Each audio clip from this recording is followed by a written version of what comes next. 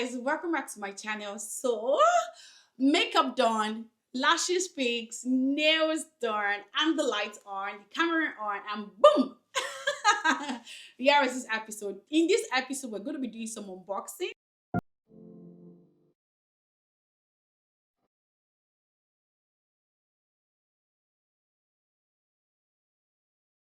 So, we're going to be doing some unboxing.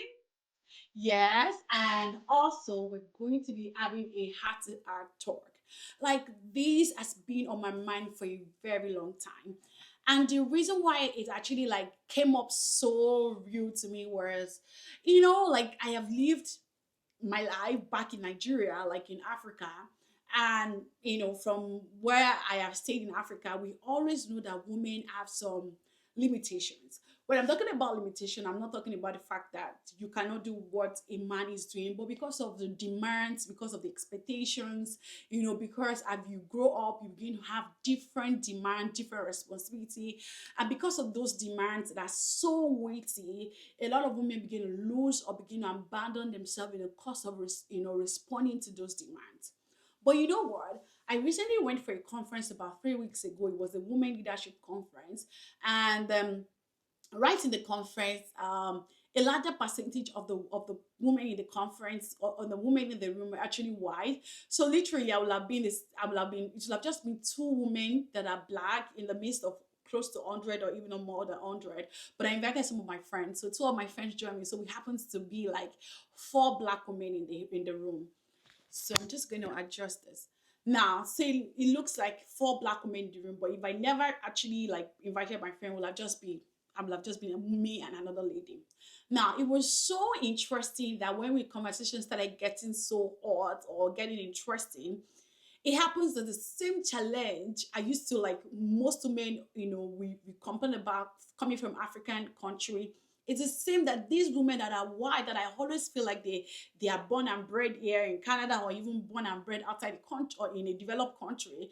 But what's so shocking that these same women also have these same, I mean, these women actually have the same challenges that I have always known. The fact that they are struggling to be at the top of their game, they're struggling with their career, they're struggling with balancing families, they're struggling with being a mom, a wife, they're struggling. These women actually were all seated, and literally you could see women saying that they want to be, they feel like they can be more than they are, but so many societies limiting them. It was so interesting that some women that are actually politicians were in the room and were saying when you go to all those councils, all this political council, it was so funny that they also complain that they don't see a lot of women, and because of that they face a lot of unconscious bias from men, from their counterpart, and that even one side. I remember also at the point when I got married. Yes, I am married, and I've been married for close to 7 years now, over 6 years. I mean, I'm really entering my seventh year of being married, and I have two kids. So I remember before, like just shortly after I got married, I had to change my job, and I was working as a researcher and also like a training facilitator. And I remember this man looking at me and say, "Oh, what are you doing here?" I was like, I looked at his face. I'm like, "Don't you know I work here?" It was like, you look so young. You judging by your wedding ring, it looks like you recently got married. So what are you doing here? You should be at home. Your husband getting you pregnant. So instead of you working, and I'm like, "Excuse me, what did you say?" I was like, at that point, I had my, because before I got married, I had my master's degree, and I'm like, "Do you know I'm a master's degree holder?" It was like, "Yes, that doesn't mean what I am saying." I mean, it was actually saying it so emphatically that says, "What I am telling you is that you should be your husband's house, and your husband should get you pregnant instead of working right here." And I'm like, excuse me." So it is undoubtedly that women are very studious. We're very hardworking. I remember back in uni, I'm talking at back as when I was in undergraduate, the top woman, I mean the top person in the class, the achiever in the class was a woman. I remember her name, I remember her face. I remember, her name is actually like Christina. I remember how well this lady is so study. Like the way her attention to academics is actually very, very enviable. And it was not shocking that she was part of the top. I mean, I can't remember exactly, but I know that it's like she was the top in the class at that point. So, but the thing is that a lot of these things actually also happened to me. And I also remember on my convocation day back in uni, like undergraduate days, it was like when it comes to people that are topping their class, are coming from abroad. That day, I remember so well that the vice chancellor was like, "Oh, looking at across several departments, we see a lot of women coming top of the class. What are the men doing?" But now, the reality is that after women has batch all the degrees and get all the A's, the first class and the second class upper, there is this vertical sieve that I found that women begin to pass. So the thing is that women leave their degrees, they get a job, they get their job, their dream job, and they get married. And when they get married, it feels like the potential or the number of women that still carry that full potential, carries that energy, begins to drop. Because when they get married, for some women, by the reason of marriage, their husbands had to relocate them from where they had to another city. And because of that, they need to leave their job. And some don't even get their job, or some even end up being housewife. Now, don't get me wrong, if you decide to do that, that's fine. And then here's another stage of women that literally they were able to scale through, get their job, but the moment they got pregnant, maybe because of how the peculiarity of the pregnancy that they had to leave their job, or they had to stop being who they are. And here is another woman that is another category of women that they scale through getting married, they scale through getting pregnant, but when it comes to raising kids, it was so difficult for it. It becomes now difficult. It becomes now difficult to combine career and motherhood or being a wife, and they had to abandon themselves. Now, this scenario has played again and again and again and again. There are things that I have witnessed. I wouldn't say that I'm very fortunate only. I would say that I am very intuitive, not just fortunate, because a lot of those things don't happen by chance. I also had the same feeling like when I got pregnant, I really wanted to stop working and just say that being pregnant alone is a whole lot of job, it's a whole lot of stress.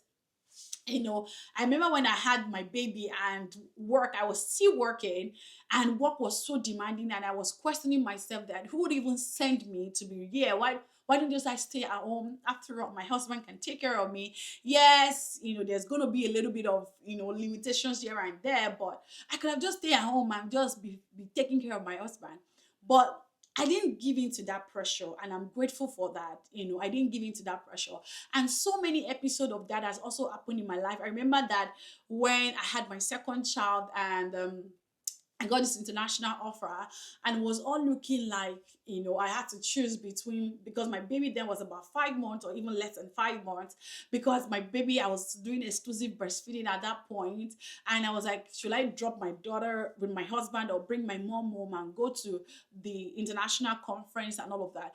But eventually, I didn't have to like leave my daughter. I actually brought my daughter alongside with me, and I just, by the favor of God, I was able to arrange something. Now, because I have done this over and over and over again, I have found that there's a way around it. And that's why I am even doing this video that I say that women, please get back to who you used to be. Now, there are different categories of people losing themselves. Like I have seen women lose themselves because they get married, in terms of living their career, they lost their passion. They no longer go back. Like I understand that you don't even like your career. Like maybe the course that you studied in uni was not your choice. Even myself, truly, even myself, the courses I studied in school, I think I have made a video around it that I studied botany, but I've learned, like people say that when life throws lemons at you, you need to learn how to make lemonade, right? So the thing is that you need to wake up from your mind and say that, what do I really want to become? See, there is more to us as a woman beside being married, beside being a mother and all of that. And the thing is that if you are able to push through, your husband is going to benefit from it. Your children are going to benefit from it. I was telling my husband recently, I was like, see, the way I've taken your family name is so much. Like you should be grateful that I came into your family, because where I put that, I'll be everywhere. You like was like laughing, like, oh yeah, yeah, yeah, that's so true. And that's it. So I want to say that as a woman, you need to stir up, go back to who you are, and go back to the drawing board and say that, where am I? I mean, it's difficult. I'm not even going to lie. If I begin to talk about my career challenges, oh my God. I would, if I begin to say how, I remember I wrote it on LinkedIn one time. I said between balancing career and motherhood and marriage, the tough, the choices and the decision you had to make every time. And a lot of people actually relate to it. In fact, I remember how the post actually blew up, and people can relate to it and say, "Oh, thank you, you're opening up to talk about this." But this is what I'm gonna say: like, there are categories of women that have actually lost their career, or they've stopped. They've even taken off corporate. One thing I have seen over and over again is that a lot of women are going to business because they feel like, oh, I can't fit into the corporate world and all of that. And they say, oh, I need to do something. Then they start doing buy and selling, right? I'm not against women doing buy and selling, for real. I'm not against that. But I'm like, if you go to school to actually have a particular degree or a certification, or you have your master's, you have your BSc, your master's, your PhD, I'm not expecting you to do buy and selling only. If you decide to do that, I still expect a level of corporacy, a level of professionalism, because that was a picture. That was why you were going through all the stress you were going through in school. And the thing is that you also need to let your husband know your vision. So I remember, like, like, even till today, not even like, I'm not even saying that from the time I married my husband or before we got married, I always tell my husband, and I'll still always tell him till today, that, baby, I am working, I'm a corporate lady, I have a career. So we need to make this work. Like, we need to make the kids work. We need to make our life, our marriage work, such that it's favoring both of us. I'm not like, it's not favoring you, then it's favoring me. I'm not saying there's going to be 50-50. There are days that I have the 100. I tell you, there are days I have the 100. There are days that I leave the kid to my husband, and I travel for a conference, or I go to work. And there are days that I have to be 0 for my husband to be 100, right? There are days that my husband is 70, I'm 30. There are days I'm 70, my husband is 30. I just had to remind him. And that's what I also want to tell a lot of women, that go back to the drawing table, go back to your certificate and draw it out. If you have the vision of being a corporate lady and being married, taking care of children, as taking that from you, go back to it. Go back to, and that's why I'm even saying that I am even, like, one of the things I'm actually interested in doing is that helping women like me get back on track. Like, if you're a woman that have lost track of your career and you didn't even know what, we can talk. Like, I'm going to drop my email. You can email me and send me a chat and say, Ife, this is what I am going through. I saw your video. I want to talk about it. Another thing again is that a lot of women have actually abandoned the way they look. Like, women always look good. But now, the moment some women get married, have kids, they lose themselves. They lose themselves physically. I remember that a friend of mine was like, I was pregnant with my second child, and a friend of mine was like, with pregnancy and having a child, how come you're still able to do your makeup? I'm like, makeup is something I cannot negotiate. Yes, I cannot negotiate with anything. I will still do my face, because I feel like when I do my makeup, I remember there are times that I'm not meant to say this, but I'm going to say it. There are times that we're rushing for church, and my husband like, baby, be fast. You're doing your makeup. It's going to get. I'm like, baby, I woke up from this house. I'll be taking care of the children, take care of you, clean the house. This, my makeup time is my time. I need to do my makeup. I'm not going to make everybody look good and I'm at your back looking like this. Some women even don't have basic foundation, powder. You're telling me you don't know. You are not interested. You are interested. You've just taken your mind away from it. You've just put a cover over it. Like, seriously, I understand some don't like makeup. They have natural beauty, but okay, it's okay. But why is it on your special occasion, maybe on your family photo shoot, you go all out, right? You go all out to do makeup. Why don't you always want to look good every time? Because let your husband also take care of the kids as well. I'm not saying that you should cause quarrel between you and your husband, but I'm saying that get back to who you are. Do you guys get what I mean? All right, I said I want to do unboxing, but I think the last thing I want to say is that I remember I made a video on Instagram, and I was saying that so many women, they are not on TikTok, they are not on Instagram, they're not on Facebook, they are not on LinkedIn, they are not getting their husbands out. And I'm like, you are not a 21st century woman. You are a 19th century. In fact, you are 18th century woman. So this is what I'm saying is that being social, it's not gonna take who you are. You're not gonna get corrupt. Like, at least have don't be on Facebook only, because Facebook is that place is just there. It's very important that don't let your sociality be taken off from you. I understand you're on WhatsApp, you're on, but are you on LinkedIn? Are you on social media? Are you on Instagram? Are you even participating? Because I know some people, women actually have this platform and they just post one year. Nobody even knows you, right? Why? Why? I'm trying to take my chill, right? So if you're like, now I'm not trying to make you feel bad if you have this, situation as a woman. I'm just saying that I'm trying to refine you to say go back to who you used to be, and that's it. That's it. I'm really hoping I'll talk further on this. Like I talked about career, I talked about yourself, your look, and I talked about your sociality. There is so many things you can actually learn if you can allow yourself through all of those things. Yes, you're married, but you know there are a lot of women that are married and they're doing very well. Yes, you have kids, a lot of women that have kids and they're doing well. And that same women, particularly part of the career, what am I even saying? That same category of women I also belong, and I constantly push myself. So let's do unboxing. I got some nice stuff recently and I want to show you guys. So I recently, if you're looking at how to smell really good, a lady recommended it, the Bath and Body Wash. I got it. I just want to show you guys some of the perfume that I got. I'm not a perfume person before, but I recently started, getting interested in perfumes, and I got some of those things. And that's part of we being a woman. Bring out your feminine energy.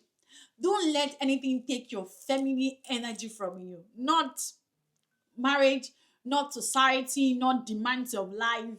Get back on your feminine energy. We need it. We need it. We need you. I'm speaking on behalf of Association of Women that we want more women to come up with their feminine energy. So I also got these 1,000 wishes from Body Bath and Body Works. It smells, oh, it smells really, really nice. That's it. I really want to show more things that I got, but let's talk about it. Feminine energy.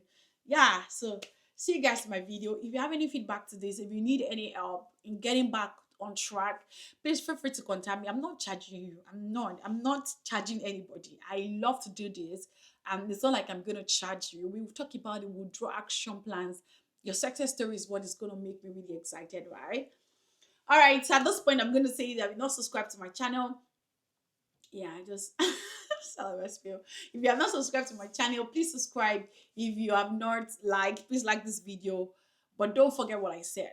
Bring back your family energy. Like, I am tired of seeing a lot of women become the shadow of themselves. Bring out your family energy. Bring it back. Thank you. See you guys in my next